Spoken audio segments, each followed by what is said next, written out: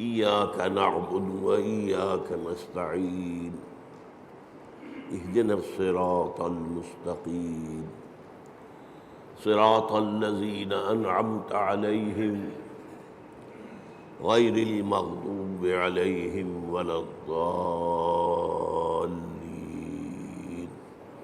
آمين رب اشرح لي صدري ويسر لي أمري واحلل عقدة من لساني يفقهوا قولي اللهم ربنا ألهمنا رشدنا وأعذنا من شرور أنفسنا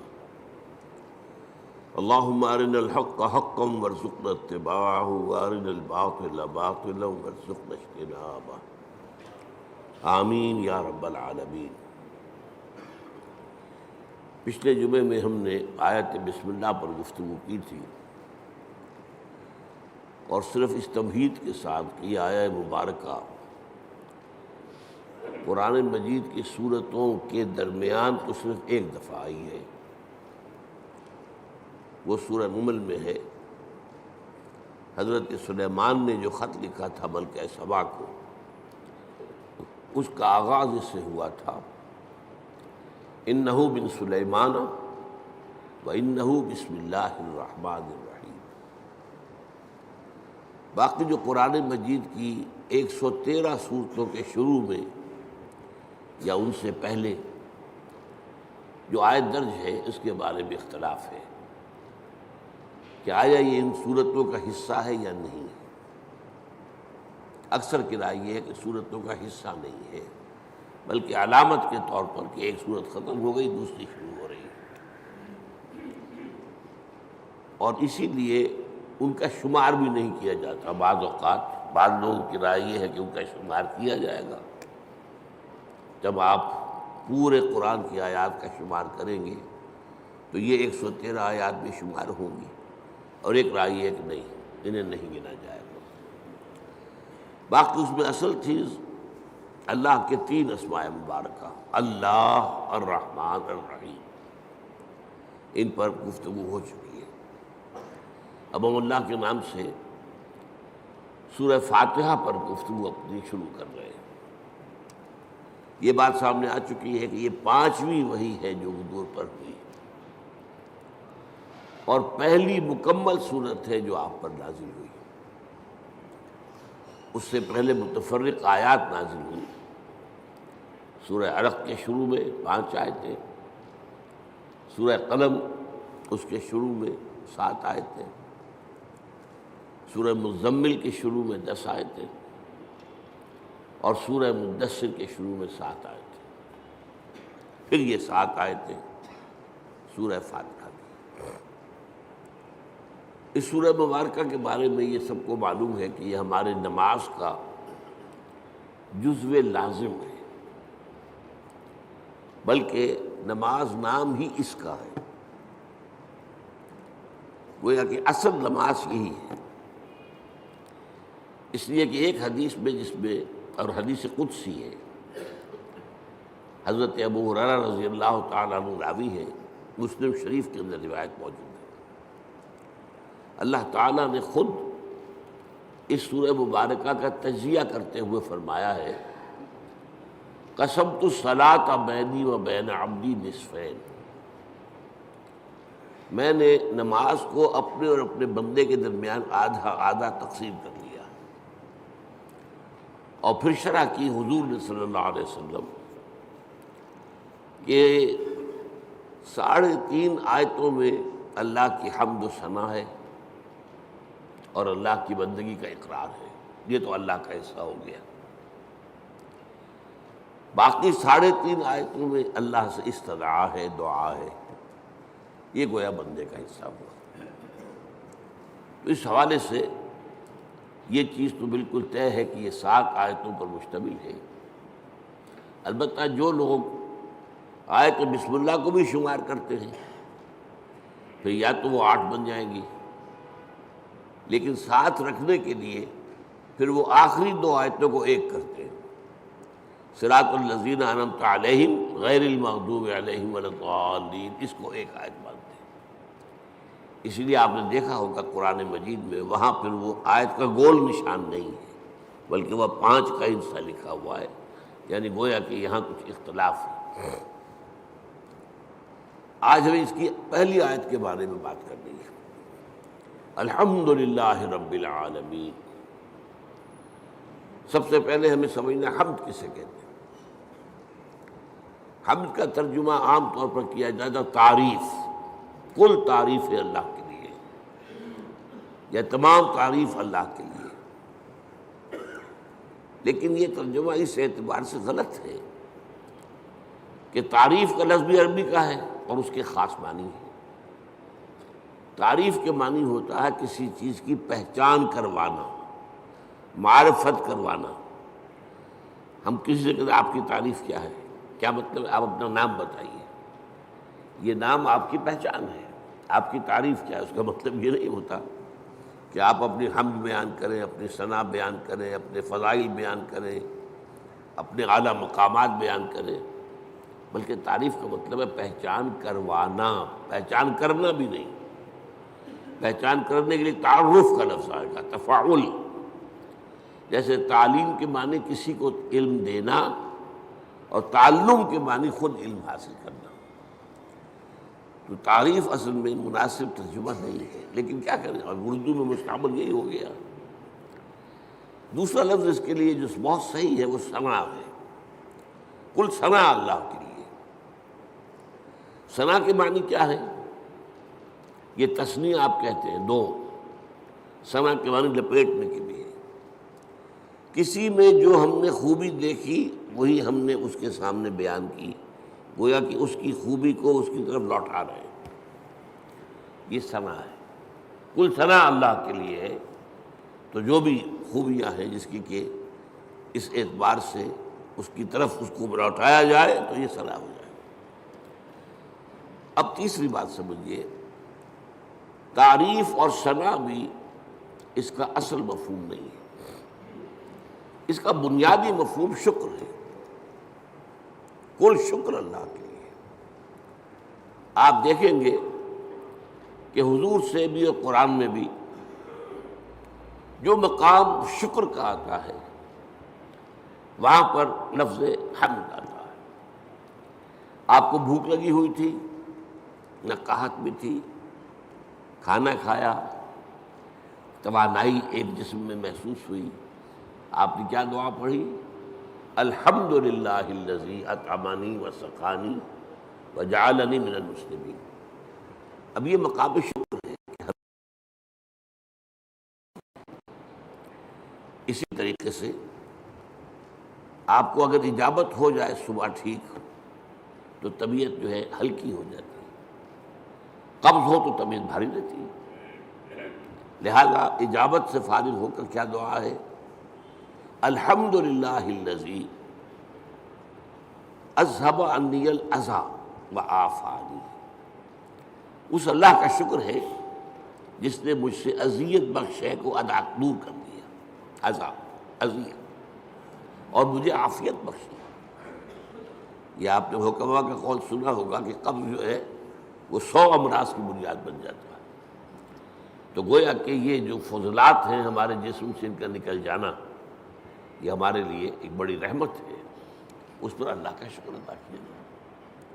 تو جہاں کہیں بھی مقام آئے گا کہ شکر کا لفظ آئے، اب آپ کی آنکھ کھلی صبح،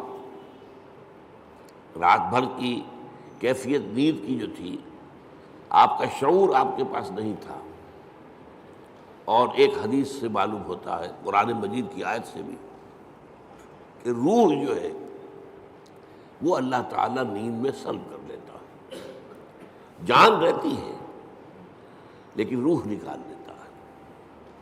اللہ یتوفی الانفس حین موتہا، لیکن یہ کہ موت میں بھی نفس آتا ہے، والذی لم تمت فی منامہا، اور جس کی موت کا وقت نہیں آتا اس کی نیند میں وہ اللہ تعالیٰ روح کو سلب کرتا ہے، پھر لوٹاتا ہے۔ تو اب اس کو گویا کہ حدیث میں کہا گیا کہ یوں سمجھیے کہ نصف موت تو ہو گئی نا، اور ہم کہیں گے کہ نیند جو ہے موت کی بہن ہے، اس کی دعا کیا سکھائی حضور نے؟ الحمدللہ الذی احیانی بعدما اماتنی والیہ النشور۔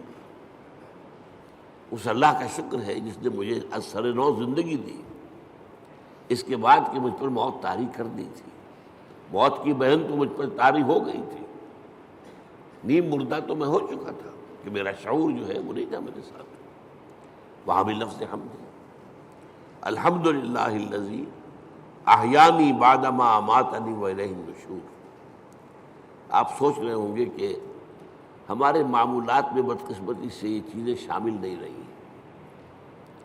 یہ ذکر کی بہت عمدہ شکل ہے، جسے کہتے ہیں کہ حضور نے قرآن میں آیا الذین یذکرون اللہ قیاما وقعودا وعلی جنوبہم، وہ لوگ جو اللہ کو یاد کرتے ہیں کھڑے ہوئے، بیٹھے ہوئے، لیٹے ہوئے، ہر حال میں۔ تو کیا مطلب کوئی اور کام نہیں کرتے؟ نہیں، کام کے ساتھ دعا ہے۔ آپ کی آنکھ کھلی، الحمدللہ الذی احیانی بعدما اماتنی والیہ النشور۔ کھانا کھایا، الحمدللہ الذی اطعمنی وسقانی وجعلنی من المسلمین۔ اجابت ہوئی، الحمدللہ الذی اذھب عنی الاذی وعافانی۔ یہ جو مصنون دعائیں ہیں، ان سے جیسے کہ ہم کہتے ہیں کہ ایک تیر سے دو شکار، دو نسبتیں قائم ہوتی ہیں۔ ایک اللہ سے نسبت قائم ہو گئی، ہم نے اس کا حمد کی، ہم نے اس کا شکر ادا کیا، تعلق قائم ہوا۔ ایک رسول کے ساتھ نسبت ہو گئی کہ مسنون دعا ہے، ہم اس شکر کے ادا کرنے میں اپنے الفاظ نہیں استعمال کر رہے، بلکہ وہ کر رہے ہیں کہ جو نبی اکرم صلی اللہ علیہ وسلم کرتے تھے۔ تو دونوں نسبتیں، اللہ کا ذکر، اس میں وقت تو کوئی نہیں لگا۔ بہرحال شکر جو ہے در حقیقت وہ اس حمد کا نیوکلیس ہے۔ البتہ شکر، اور عام معنی میں اب لفظ استعمال کر رہا ہوں میں تعریف، اس میں جو ایک باریک سا فرق ہے وہ کیا ہے؟ شکر کیا جاتا ہے اس چیز پر جس کا آپ کو فائدہ ہوا ہو، جس سے آپ کو کچھ حاصل ہوا ہو، جس سے آپ کی کوئی ضرورت پوری ہوئی ہو، جس سے آپ کی کوئی تکلیف رفع ہوئی ہو، جس سے آپ کی کوئی حاجت پوری ہوئی ہو، شکر اس پر ہو۔ اور تعریف کوئی حسن ہے، کمال ہے، خوبی ہے، چاہے آپ کو تو کوئی فائدہ نہیں ہوا، پھول کیا خوبصورت پھول ہے، تعریف کی ہے آپ نے، لیکن یہ کہ آپ کو اس سے کوئی مادی فائدہ تو نہیں ہوا۔ ہر شے، جس شے میں بھی کوئی جمال ہے، کوئی کمال ہے، اس کی تعریف کی جائے، خواہ آپ کو اس سے کوئی فائدہ نہ پہنچا ہو، یہ تعریف ہے۔ البتہ یہ جو باریک سا فرق میں نے بیان کیا ہے، اس کو بھی نوٹ کر لیجئے کہ یہ بھی ہمارے شعور کے محدود ہونے کی وجہ سے ہے، ورنہ اس سے بھی ہمیں فائدہ ہوتا ہے۔ ایک خوبصورت پھول دیکھ کر اس کی خوبصورتی، اس کی خوشبو، اس سے آپ کی روح کو ایک باریدگی حاصل ہوتی ہے۔ اسی لیے میں نے لفظ استعمال کیا، مادی فائدہ نہیں ہوتا، آپ کی روح کو ایک باریدگی، آپ کی طبیعت میں ایک انشراح، آپ کی طبیعت میں ایک کیفیت پیدا ہوتی ہے۔ ہائی اسکول کے زمانے میں جو ہمارا کورس تھا انگلش پوئٹری کا، تو پہلی نظم تھی ڈیفوڈلز، بہت سے حضرات نے پڑھی ہوگی۔ وہ نظم کیا تھی کہ شاعر ایک روز سیر پر نکلا ہوا ہے، ایک پہاڑی کو عبور کر کے وہ جب اس کی چوٹی پر پہنچتا ہے تو اب دوسری طرف نگاہ گئی، وادی ہے، اور وادی بھری ہوئی ہے ڈیفوڈل کے پودوں سے اور اس کے پھولوں سے، اور پھول لہرا رہے ہیں ہوا کے اندر، ناچ رہے ہیں ہوا میں۔ یہ منظر جو ہے، اب اس سے اسے کوئی فائدہ تو نہیں پہنچا، کوئی مادی فائدہ نہیں پہنچا، لیکن شاعر اصل میں کہتے ہی اسے جس کا شعور زیادہ زندہ ہو۔ شاعر کہاں سے بنا ہے؟ شعور سے۔ شاعر زیادہ حساس ہوتا ہے، وہی چیز جو آپ نے بھی دیکھی، شاعر نے بھی دیکھی، اس نے اس کا ایک زیادہ گہرا اثر دیا۔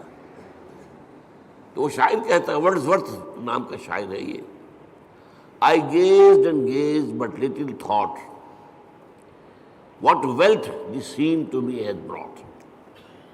میں دیکھتا رہا دیکھتا رہا دیکھتا رہا، لیکن مجھے یہ خیال نہیں آیا کہ یہ سین، یہ نظارہ جو میں نے دیکھا ہے، اس سے مجھے کیا دولت ملی ہے۔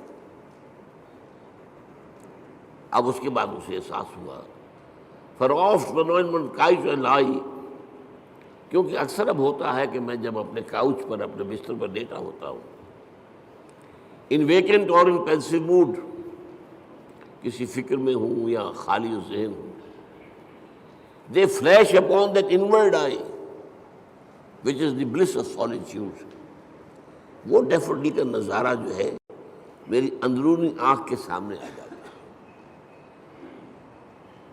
They flash upon that inward eye which is the bliss of solitude, جو کہ انسان کی تنہائی کا سب سے بڑا، یوں سمجھیے کہ اس کی نعمت ہے۔ And then my heart with pleasure fills and dances with the daffodils. اب پھر میرا دل جو ہے خوشی سے بھر جاتا ہے، اور وہ بھی ان ڈیفوڈلز کے ساتھ ناچنا شروع کر دیتا ہے۔ تو یہ اندرونی چیز انسان کو ملتی ہے، اور یقیناً لیکن یہ کہ عام آدمیوں کو اس کا احساس نہیں ہوتا۔ البتہ جو مادی جو فائدہ ہوتا ہے، جیسے بھوک سے نجات ملی، پیاس سے نجات ملی، اور کوئی آپ کا کام ہوا، اسی طرح یہ لفظ استعمال ہوتا ہے قرآن میں۔ جب اللہ تعالی ہمیں پہنچا دے گا اپنے فضل و کرم سے جنت میں، جب داخل ہوں گے، تو جو ترانہ ہوگا وہ کیا ہوگا ہماری زبان پر؟ الحمدللہ الذی ہدانا لہذا وما كنا لنہتدی لولا ان ہدانا اللہ۔ سارا شکر اس اللہ کا ہے جس نے ہمیں یہاں تک پہنچایا۔ یہ ہدایت کے معنی ہم جب آخری حصہ پڑھیں گے سورت کا تب تفصیل سے بات کروں گا۔ ہدایت کے درجے ہیں، ہدایت کا درجہ یہ بھی ہے کہ آپ نے کسی کو کوئی بات بتا دی، ایک درجہ اس سے آگے ہے اس کو خوب اچھی طرح سمجھایا۔ اب مثال کے طور پر کوئی شخص آپ سے کوئی پتہ پوچھ رہا، بھائی مجھے فلاں جگہ جانا ہے، ذرا مجھے بتائیے۔ آپ نے کہا یوں جانا، ادھر مڑ جانا، ادھر چلے جانا۔ امریکہ میں جو ہے وہ گنتی کرتے ہیں لائٹس کے ساتھ، ٹریفک لائٹس، 4 ٹریفک لائٹس کے بعد بائیں کو مڑ جانا، اس کے بعد پھر تیسری کے اوپر دائیں کو مڑ جانا۔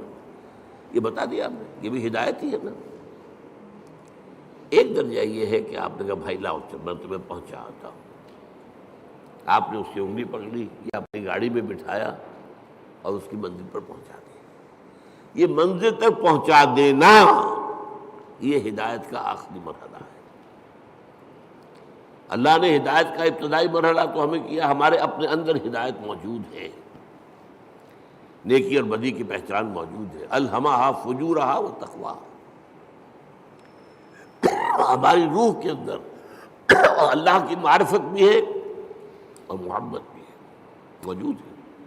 پردے پڑ گئے ذہول کے، غفلت کے، ہماری ساری توجہ جو ہے دنیا میں، ہم گم ہو کر رہ گئے، ورنہ ہمارے اندر ہے سب کچھ۔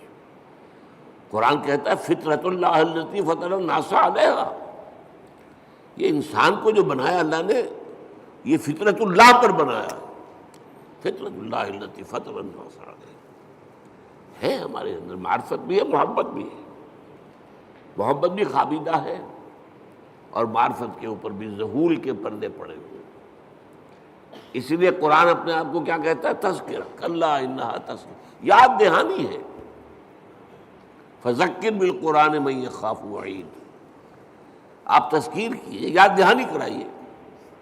یہ تعلیم نہیں ہے، تعلیم تو اس چیز کی ہوتی ہے جو پہلے انسان کو معلوم نہ ہو۔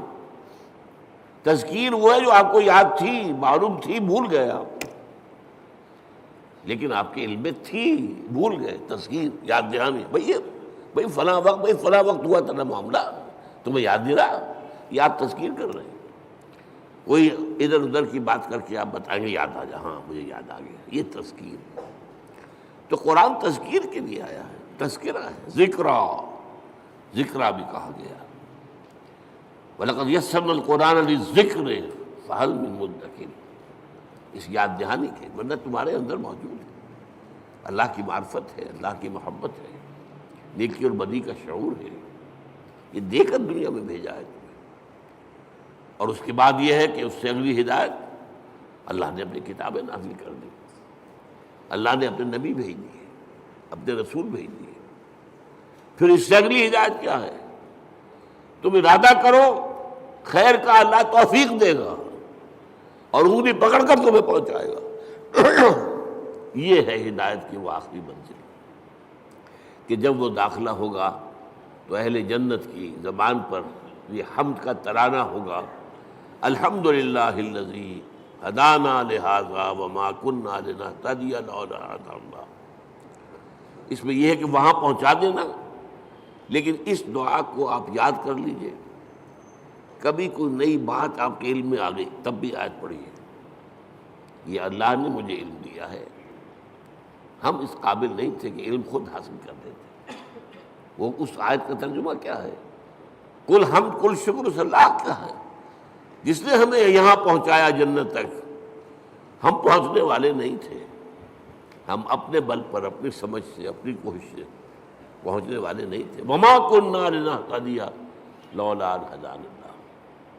اسی طرح آپ کو کسی مجلس میں کوئی آپ کو محسوس ہو کہ آپ کے دل کو کوئی روشنی ملی ہے، کوئی آپ کو ہدایت کا کوئی نقطہ ہاتھ آیا ہے، کوئی ہدایت کی طرف آپ کی کوئی توجہ ہوئی ہے، یہ دعا مانگیے، الحمدللہ الذی ہدانا لہذا وما کنا لنہتدی لولا ان ہدانا اللہ۔ چاہے وہ کسی کے ذریعے سے آیا ہو، لیکن الٹیمیٹ سورس تو اللہ ہے نا۔ خود اس کو کس نے بتایا تھا؟ اللہ نے بتایا تھا۔ ہمیں جس نے سکھایا ہے اسے کس نے سکھایا تھا؟ اللہ نے سکھایا تھا۔ اسی طرح الحمدللہ الذی صدقنا وعدہ واورثنا الارض نتبوأ من الجنۃ حیث نشاء۔ ایک جگہ یہ ترانہ آیا ہے، جنت والے ترانہ جو ہے کل حمد کل شکر اس اللہ کا ہے جس نے ہم سے اپنا وعدہ سچا کر دکھایا۔ اس نے ہم سے کہا تھا کہ تم میرے راستے میں چلو گے میں تمہیں جنت دوں گا، آج ہمیں اللہ نے وہاں پہنچا دیا۔ صدقنا وعدہ، اس نے اپنا وعدہ ہمارے ساتھ سچ کر دکھایا اور ہمیں بنا دیا وارث، اس جنت کی زمین کا وارث بنا دیا۔ ہم جہاں چاہے ڈیرا لگائیں، کھلی چھوٹ ہے ہمیں۔ الحمدللہ الذی صدقنا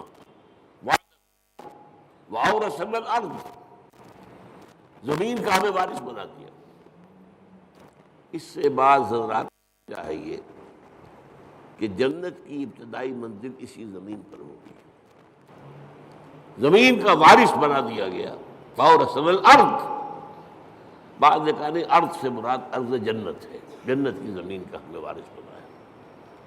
لیکن میری ذاتی رائے بھی یہی ہے، اصل میں حساب کتاب یہی ہوگا، میدان حشر اسی زمین میں ہوگا، اس لیے کہ قصہ زمین برسر زمین، آپ نے نیکی یہی کمائی ہے، بدی بھی یہی کمائی ہے، اس کی سزا بھی یہی ہوگی اور اس کی جزا بھی شروع یہاں ہوگی، لیکن شروع ہوگی، جزا کے مرحلے ہیں، پھر اس کے بعد جنت، آسمانی جنتوں کی طرف عروج ہوگا۔ لیکن وہ جو میں نے کئی دفعہ آپ کو بتایا ہے، قرآن مجید میں ایک نزل کا لفظ آتا ہے، نزل، اور ایک عربی میں ضیافت کا لفظ، ان دونوں میں فرق کیا ہے؟ نزیل کہتے ہیں کسی مہمان کو جب کہ وہ فوراً آیا آپ کے ہاں، نزلہ اترا، کوئی اونٹ سے اترا آپ کے دروازے پر، نزیل ہے، گھوڑے سے اترا آپ کے دروازے پر، نزیل ہے، کسی خچر پر تھا، گدھے پر تھا، اترا، نزیل ہے۔ آج آپ کار سے اترتے ہیں، نزیل ہے، نزلہ تو ہے۔ آتے ہی آپ کیا کرتے ہیں؟ موسم کے لحاظ سے کوئی ٹھنڈا یا گرم، فوری طور پر ٹھنڈا یا گرم جو ہے اس کی تواضع کی جائے گی، پھر ضیافت ہوگی، پھر اہتمام ہوگا، پھر جو ہے آپ اہتمام کے ساتھ کھانا تیار کریں گے، وہ ضیافت ہے۔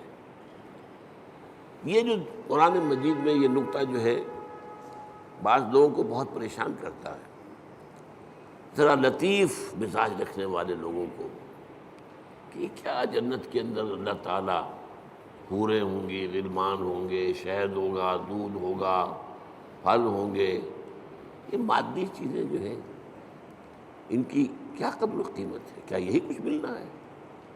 اس کا جواب یہی ہے، یہ نزل ہے، ابتدائی جو ہے مہمان نوازی اس سے ہوگی۔ اور کیوں ہونی ہے؟ ایک بندہ مومن اپنے راستے پر اگر وہ چلتا ہے ایمان اور اسلام پر، تو اس دنیا میں نعمتوں میں سے اکثر آلات میں محروم رہتا ہے۔ حلال کے ذریعے سے کہاں آپ پھل لائیں گے، کہاں اپنے بچوں کو پھل کھلائیں گے؟ آپ کو تنگی ترشی کے ساتھ جو ہے آپ نے اپنے نفس کے اوپر بھی قابو رکھا ہے، آپ نے کوئی جنسی جو ہے بے راہ روی اختیار نہیں کی ہے۔ یہ جن خواہشات کو جو اللہ نے ہمارے اندر رکھی ہوئی ہیں ان کو کنٹرول کیا، روکا ہے۔ نہى النفس عن الهوى، خواہشات سے اپنے نفس کو روکے رکھا۔ تو میں کہتا ہوں اس کا منطقی جگہ یہی ہونی چاہیے کہ ان خواہشات کی بھرپور تسکین کا سامان کر دیا جائے جن سے تم نے ہمارے راستے پر چلنے کی وجہ سے اپنے آپ کو محروم رکھا۔ لیکن یہ نزل ہوگا، آخری جنت کے جو نعمتیں ہیں جو اور آگے درجے کھلیں گے، پھر چڑھنا ہوگا، صعود ہوگا۔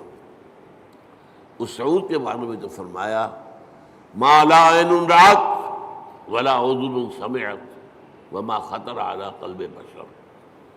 وہ جو اوپر کی جنتیں ہیں ان کی نعمتوں کے بارے میں حضور کے الفاظ ہیں، وہ تو وہ ہیں جو نہ کسی آنکھ نے دیکھی، نہ کسی کان نے سنی، نہ کسی کے دل میں ان کا احساس اور ادراک وارد ہوا۔ وہ یہاں بیٹھ کر تو ہم اندازہ کر ہی نہیں سکتے۔ یہ تو ہم اندازہ کر سکتے ہیں نا کہ وہاں انگور ہیں، وہاں کھجوریں ہیں، وہاں جو بھی ہیں پھل ہیں، رمان ہیں، انار ہیں، وہاں دودھ ہے، وہاں شہد ہے، وہاں ہر چیز موجود ہے، یہ تو ٹھیک ہے۔ اگرچہ ان کے ذائقے جو ہوں گے وہ یہاں کے ذائقے کے مقابلے میں، چنانچہ 30 سے جو رکوع ہے سورہ بقرہ اس میں کہا گیا اتوبہ متشابہہ، وہ ملتی جلتی چیزیں ہوں گی۔ یہ بھی انار ہے، یہ انار، لیکن جنت کا وہ انار کچھ اور ہی ہوگا، اس کا ذائقہ آپ کے اس وقت تصور نہیں کر سکتے۔ اس انگور کا ذائقہ کچھ اور ہی ہوگا۔ آپ شہد جو ہے دنیا کا کتنا کھا لیں گے، تھوڑا سا دے گا دل بھر جائے گا، وہ شہد ایسا نہیں ہوگا۔ جیسے وہاں کی آگ ایسی نہیں کہ ایک دفعہ جلا دے تو بس جل گیا جسم، نہیں، پھر کھال دے دی جائے گی، پھر جو ہے دوبارہ اس کے اندر حس پیدا کر دی جائے گی۔ اس لیے کہ حس جو ہے وہ سینسٹیونیس جو ہے وہ تو اسی میں کھال میں ہے۔ کھال جلنے کے بعد آپ کا گوشت جل رہا ہوگا تو آپ پتہ بھی نہیں چلے گا کیا ہو رہا ہے، اس لیے کہ اس میں سینسیشن ہے ہی نہیں۔ تو بہرحال جنت کی نعمتوں کو میں آپ سے عرض کر رہا تھا کہ یہ یہیں پر میدان حشر ہے۔ اب میرا گمان ہے، اب یہ باتیں جو ہیں وہ یقین کے درجے میں نہیں ہیں، نہ ان کو اس بانی میں آپ لیجئے۔ میرا گمان یہ ہے کہ جہنم اس زمین کے پیٹ میں موجود ہے۔ آپ کو معلوم ہے جو وہاں کی گرمی ہے، جب آتش فشاں پھٹتا ہے تو کیا نکلتا ہے؟ لاوا۔ وہ چٹانیں جو ہیں پگھلی ہوئی، وہ لاوا، وہ سارا تو پیٹ میں ہے۔ اب کیا ہوگا سوچئے، ایک گیند ہے، فٹ بال ہے، اس کے پیٹ میں کچھ ہے۔ جب آپ اس گیند کو کھینچیں گے ادھر سے ادھر سے، چپٹی ہوگی تو درمیان کی چیز باہر آ جائے گی کہ نہیں؟ وَإِذَا الْأَرْضُ مُدَّتْ وَأَلْقَتْ مَا فِيهَا وَتَخَلَّتْ۔ وہ دن قیامت کا کیا جب زمین کو کھینچا جائے گا۔ وَإِذَا الْأَرْضُ مُدَّتْ إِذَا السَّمَاءُ انشَقَّتْ وَأَذِنَتْ لِرَبِّهَا وَحُقَّتْ وَإِذَا الْأَرْضُ مُدَّتْ وَأَلْقَتْ مَا فِيهَا وَتَخَلَّتْ وَأَذِنَتْ لِرَبِّهَا وَحُقَّتْ۔ اب وہ کھینچیں گے آپ تو اس کے اندر سے درمیان چیز باہر نکل آئے گی، یہ ہوگی جہنم۔ اس جہنم کا معاملہ اسی زمین میں سے نہیں۔ پھر وہی لفظ کہہ رہا ہوں، قصہ زمین برسر زمین۔ لیکن یہ کہ جنت جو وہ ہوگی زمین کی، وہ صرف پہلی منزل ہے اس کی۔ وہ آپ کہہ لیجئے کہ وہ در حقیقت استقبالیہ ہے جو وہاں پر ہو رہا ہے، اور وہاں پر نزل دیا جا رہا ہے۔ یہ ساری چیزیں جو گنوائی گئی ہے قرآن میں، یہ نزل کے درجے میں، پھر اونچے درجے ہوں گے، پھر اونچے درجے ہوں گے۔ تو بہرحال یہ میری بات کہاں سے چلی تھی؟ الحمدللہ الذی صدقنا وعدہ واورثنا الارض نتبوأ من الجنۃ حیث نشاء۔ کل شکر اس اللہ کا ہے جس نے ہم سے اپنا وعدہ پورا کیا اور ہمیں زمین کا وارث بنا دیا۔ یہ زمین جو تھا کہ میں نے کہا اکثر کے نزدیک تو جنت ہے، جنت کی زمین جس کا وارث ہم بنے، لیکن بعض کا خیال، میری رائے بھی یہی ہے، وہ یہی زمین ہے، اس لیے کہ آپ کو معلوم ہے سورہ فجر میں کیا فرمایا؟ وَجَاءَ رَبُّكَ وَالْمَلَكُ صَفًّا صَفًّا۔ جاء ربک، آ جائے گا تمہارا رب۔ اللہ تو نزول فرمائے گا، میدان حشر میں آئے گا، یہی مقدمہ ہوگا، یہی عدالت لگے گی۔ جاء ربک والملک صفًا صفًا، تمہارا رب بھی آ جائے گا اور پھر فرشتے ہوں گے صفیں باندھے ہوئے، قطار اندر قطار، یہ نزول ہوگا۔ وَيَحْمِلُ عَرْشَ رَبِّكَ فَوْقَهُمْ يَوْمَئِذٍ ثَمَانِيَةٌ۔ وہ جب اللہ تعالیٰ اپنے اس عرش سے اتر کے اس زمین تک آئے گا، اب وہ کیا کیفیت ہوگی، آپ اس کے لیے کچھ نقشہ ذہن میں، کوئی مادی کوئی وجود اللہ کا نہ سمجھیے، لیکن کوئی کیفیت ہے جس کا نام، جس کو ان الفاظ سے تعبیر کیا گیا ہے۔ اب الفاظ ہیں تو کسی درجے میں مناسبت ہوگی، وہ حقیقت تو اس وقت کھلے گی، جیسا کہ میں نے کہا جنت کی نعمت ہوگی، حقیقت اس وقت کھلے گی۔ ما لا عین رأت ولا اذن سمعت وما خطر علی قلب بشر۔ اور قرآن میں جو آتا ہے لہم ما یشاؤون فیہا ولدینا مزید، اہل جنت کے لیے وہ تو سب کچھ ہوگا ہی جو وہ چاہیں گے، ہمارے پاس اور بھی بہت کچھ ہے جس کا تصور ہی نہیں ہوگا۔ میں نے اس کا ایک واقعہ یاد آ گیا مجھے، اب کئی دفعہ بیان کیا میں نے۔ میرے ایک دوست ہیں ڈاکٹر یقین صاحب جو باہر امراض چشم ہیں، انہوں نے مجھے سنایا، وہ جا رہے تھے لندن، اب ان کے بچے جو ہے کوئی کہتا تھا میرے لیے یہ لائیے، میرے لیے یہ لائیے، میرے لیے یہ لائیے۔ ایک چھوٹی سی بچی تھی، انہوں نے کہا ابا میرے لیے پینسل لے کے آئیے۔ اب وہ لندن سے پینسل منگوا رہی ہے، اس کا ذہن اس سے آگے ہے ہی نہیں، وہ لڑتی ہوئی اپنے بڑے بہن بھائیوں سے، وہ اس کو چھینتی ہوگی، مجھے دو میں کچھ لکھوں یا لکیریں کھینچوں کہیں، اور وہ بڑے بہن بھائی اس کو چھینتے ہوں گے اس سے، تو اس کے لیے تو بہت بڑی نعمت تھی پینسل، تو ابا میرے لیے پینسل لے کے آئیں گے۔ تو ہم کہاں تک تصور کریں گے؟ ہمارا ذہن بہت چھوٹا ہے۔ لہم ما یشاؤون فیہا، وہاں وہ تو سب کچھ ہے ہی ہے جس کا کہ ان کے اندر تمنا ہے، آرزو ہے، خواہش ہے، جس کی سمجھ ہے، جس کا ادراک ہے، جس کا شعور ہے۔ وَلَدَيْنَا مَزِيدٌ، ہمارے پاس اور بہت کچھ ہے۔ اور یہاں وہ جوڑ لیجئے ما لا عین رأت ولا اذن سمعت وما خطر علی قلب بشر۔ تو یہ اصل میں حمد ہے، شکر۔ الحمدللہ، یہاں الف لام جو لگ گیا ہے، اور اسے اصل میں کہا جاتا ہے لام، صرف الف لام نہیں کہتے، لام تعریف۔ الف جو ہے یہ حمزۃ الوصل کہلاتا ہے، کیونکہ کوئی لفظ جو ہے وہ ساکن لفظ سے شروع نہیں ہو سکتا۔ اب اسٹیشن، اب کیا کہیں گے، سٹیشن ہو جائے گا عام طور پر، یا یو پی وغیرہ میں کیا روایت ہے، اسٹیشن، وہ اس کے ساتھ الف لگا لیتے تھے۔ سکول، سین ساکن ہے، کیسے بولے اس کو، کوئی زبر لگے گا یا وہ اسکول اسٹیشن۔ تو ہمارے ہاں کالج میں چڑھاتے تھے لوگ ایک دوسروں کو، جو یو پی سے آئے تھے، ان سے کہا آج تم اسکول کہتے ہو، تم اسٹیشن کہتے ہو، اور وہ کہتے تم اسٹیشن کہتے ہو، تم سکول کہتے ہو۔ تو یہ ہے، تو یہ حمزۃ الوصل کہلاتا ہے، جوڑنے کے لیے، ورنہ صرف لام ہے، لام تعریف۔ یہ لام بہت سی قسموں کا ہے۔ ایک تو کسی شے کو نکرہ سے معرفہ بنا دینا، العلم،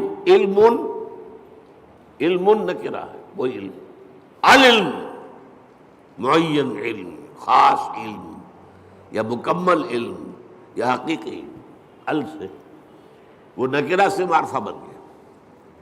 ایک ال کا معنی یہ لام جو ہے حصر ہوتا ہے. الانسان کل کے کل انسان. الانسان کا مطلب یہ ہوا یا تو وہ جو معرفہ بنایا تو یا تو ہوگا کوئی معین انسان اور یا کل انسان. والعصر ان الانسان لفی خسر. زمانے کی قسم ہے تمام انسان خسارے میں ہیں، گھاٹے میں. تو الف لام، لیکن لام کہنا چاہیے یہاں کل کے معنی میں. کل تعریف اللہ کے لیے، کل ثنا اس کے لیے، کل شکر اس کا. اب آپ نے سوچا اس سے کس چیز کی جڑ کٹ گئی؟ شرک کی جڑ کٹ گئی. دنیا کن چیزوں کو اللہ کے ساتھ جمع کرتی ہے جن سے انہیں کوئی فائدہ پہنچتا؟ سورج دیوتا ہاتھ جوڑ کے کھڑے ہوئے، انہیں پتہ ہے اسی کی تمازت سے ہماری فصلیں پکتی ہیں، ہمیں معلوم ہے اسی سے ہوائیں چلتی ہیں، وہ ہوائیں بارش لے کے آتی ہیں. گویا کہ اس حیات عرضی، اس زمین پہ جو حیات ہے وہ کل کی کل صورت کی مضمون احسان ہے.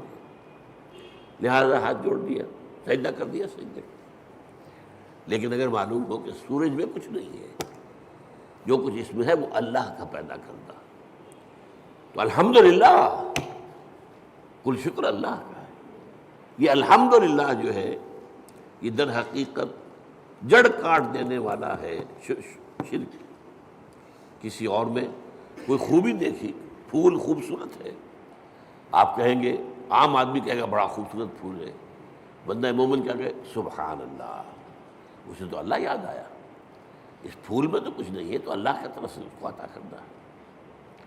آپ کو تصویر دیکھتے مصور کی، اگر وہ بہت اچھی بنی کس کی تعریف کرتے؟ مصور کی تصویر کی؟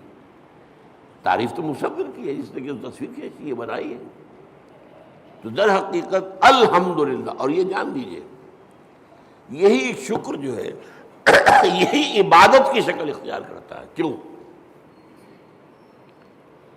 اس لیے کہ ایک اصول ہے فطرت انسانی کے اندر مضمر ہے، هل جزاء الاحسان الا الاحسان. یہ سورہ رحمان کی آیت ہے. بھلائی کا بدلہ بھلا ہی ہوگا نا. کسی نے آپ کے ساتھ کوئی خیر کیا ہے، اچھا کام کیا ہے، آپ کے دل میں ہوگا میں بھی اس کی کوئی خدمت کروں. اگر انسانیت آپ میں ہے تو اس شکر کا بدلہ، جیسے کہ ہمیں معلوم ہے کہ حضور ہدیہ قبول کرتے تھے لیکن ہدیہ دیتے بھی تھے. چنانچہ جو بھی کوئی آپ کے ساتھ بھلائی کرے آپ اس کے ساتھ بھلائی کریں. والدین کی بھلائی وہ اتنی ہے کہ ہم کتنی ہی خدمت کر لیں ان کا حق ادا نہیں ہوگا، اور سوائے اس کے کوئی چارہ کار نہیں کہ اللہ ہی سے دعا کریں، اے اللہ ورحمہما کما ربیانی صغیرا. پروردگار جس طرح میرے والدین نے مجھے پالا پوسا جبکہ میں چھوٹا سا تھا، تو ان پر رحم فرما. میں ان کا حق ادا نہیں کر سکتا. بس البتہ یہ کہ انسان مقدور بر تو کرتا ہے، سلیم الفطرت انسان ہو، فطرت کج نہ ہو گئی ہو، پرورٹڈ نہ ہو، تو والدین کی خدمت، بوڑھے والدین کو. آپ کو معلوم ہے صرف 2 چیزیں ہیں جن کے بارے میں کہا گیا ان کو دیکھنا بھی عبادت ہے. محبت اور تعظیم کی نگاہ سے کعبے کو دیکھنا عبادت ہے. چاہے آپ طواف نہیں کر رہے، چاہے آپ کوئی نماز نہیں پڑھ رہے، کعبے کے سامنے بیٹھ کر محبت اور تعظیم کے ساتھ اس کو دیکھنا عبادت ہے. بوڑھے والدین کو دیکھنا محبت کے ساتھ عبادت یہ حضور نے فرمایا. تو آپ جو ہے اپنی امکانی حد تک تو اس کا آپ جو ہے بدلہ اتارتے ہیں. انہوں نے پالا پوسا جبکہ میں چھوٹا سا تھا، میری ضروریات پوری کی. اب یہ بوڑھے ہیں، یہ محتاج ہیں، اب ان کی ضرورتیں میں پوری کروں. اگرچہ جیسا کہ میں نے کہا کہ حق ادا نہیں ہو سکتا، لیکن اب آپ سورج کا کیا حق ادا کریں گے؟ کچھ بھی نہیں کر سکتے. یہ جذبہ شکر جو ہے سورج کا، یہ عبادت کی شکل اختیار کرتا ہے. جہاں آپ کو بدلہ نہیں دے سکتے سر جھکا دیجیے، تعظیم کیجیے، اس کے سامنے سجدہ کیجیے. یہی تو ہے. شکر سے عبادت ہے، یہ فلسفہ ہے، سمجھ لیجیے، شکر کی بنیاد پر عبادت ہے۔ اسی لیے تو جس کو کہا حضور نے، اور میں نے ابھی حدیث آپ کو سنائی تھی، حدیث قدسی، الصلاۃ، جو اصل دعا ہے اس کی پہلی آیت ہی ہے الحمدللہ رب العالمین۔ قرآن کی پہلی آیت، پہلا لفظ کیا ہے قرآن کا؟ اگر آیت بسم اللہ اس میں شمار نہ کی جائے، جیسا کہ میں نے کہا کہ غالب رائے یہی ہے کہ وہ اس کا حصہ نہیں ہے، تو پہلا لفظ قرآن کا کیا؟ الحمد۔ اور آپ کو معلوم ہے یہ لفظ کتنا پیارا ہے اللہ کو۔ حضور کے نام سارے کے سارے اسی مادے سے ہیں۔ محمد حمد سے ہے، احمد حمد سے ہے، محمود حامد حمد سے ہے۔ اور اس امت کا نام پتہ ہے کیا ہے؟ حمادون، اللہ کی بہت حمد کرنے والے۔ حماد یہ مبالغے کا صیغہ ہو گیا، اللہ کی بہت حمد کرنے والے۔ اور ایک خاص بات یاد آئی ہے، حضور کی ایک حدیث ہے بڑی عجیب۔ قیامت کے دن وہ میدان حشر جس کا میں نے نقشہ آپ کے سامنے بھی کھینچا ہے، ایک تو یہ کہ وہاں حضور کو ملے گا کیا مقام؟ مقاماً محمودا، وہی لفظ حمد۔ اور سب سے بڑی بات یہ، حضور نے فرمایا لواء الحمد بیدی، حمد کا جھنڈا میرے ہاتھ میں ہوگا، اور اس دن میں اللہ کی وہ حمد کروں گا جو آج نہیں کر سکتا۔ اس نقطے کو سمجھنا ضرورت ہے، غور کرنا ہوگا۔ ہر شے کی حمد اس کے ادراک اور شعور کے مطابق نہیں ہوگی۔ کسی نے آپ کے ہاتھ پر ہیرا رکھا، آپ نے سمجھا شیشے کا ٹکڑا ہے، تو کیا شکر کریں گے آپ؟ اگر معلوم ہو یہ ہیرا ہے تو شکر جو ہے اس کے متناسب شکر آپ کے قلب میں پیدا ہوگا۔ معرفت جو اس وقت ہوگی وہ آج نہیں ہے، پردے اٹھ چکے ہوں گے۔ آج چاہے اب بھی حضور کی معرفت ظاہر بات ہے کہ تمام انسانوں میں، مخلوقات میں سے بڑھ کر ہے، لیکن یہ کہ وہاں جب بے پردہ ہوگا معاملہ، تو فرمایا کہ وہ جو حمد میں اس میں بیان کروں گا وہ آج نہیں کر سکتا۔ تو یہ الحمدللہ، اللہ پر ہم گفتگو کر چکے ہیں۔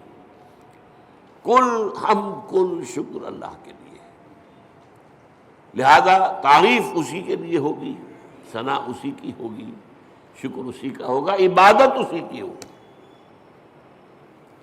الحمدللہ رب العالمین۔ رب، اب رب کسے کہتے ہیں؟ رب کے معنی ہے مالک،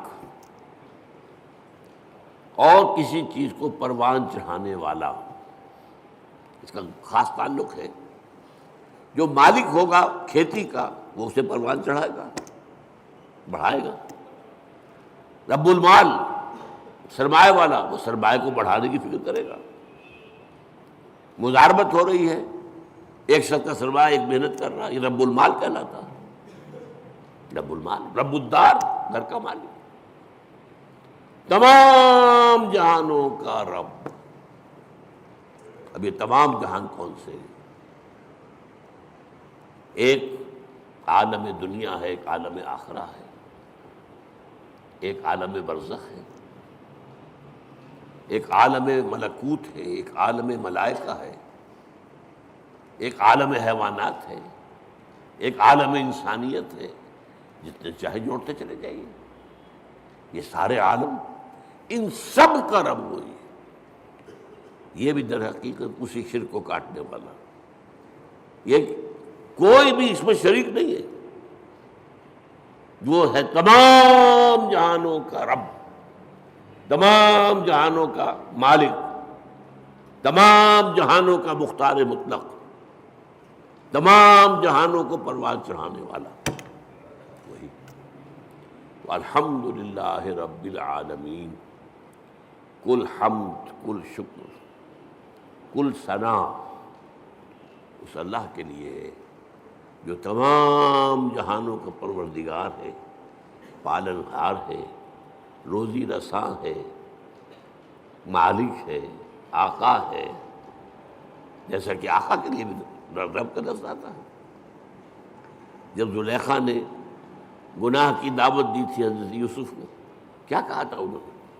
انہ ربی احسن مثوایا، یہ تمہارا شوہر جو ہے عزیز مصر وہ میرا آقا ہے، ظاہر بات ہے خریدا تھا اس نے، اور اس نے مجھے بہترین طریقے پر رکھا ہے، میرے ساتھ اس نے سلوک کیا ہے، اب میں اس کے ساتھ خیانت کروں تو مجھے کس چیز کی دعوت دے رہی ہے؟ تو رب۔